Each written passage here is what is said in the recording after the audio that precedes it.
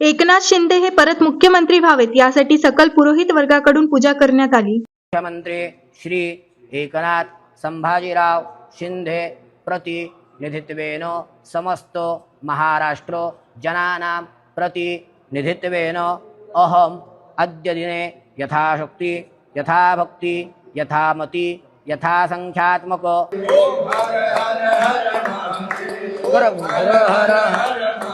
कर्पूरगौरं करुणावतारं संसारधारं भुजगेन्द्रहारं सदा वदन्तं भवं भवानी सहितं नमामि कर्पूरपूरेण मनोहरेण सुवर्णपात्रो जलसंस्कृते प्रदीप्तभासा सुसंगतेन शम्भो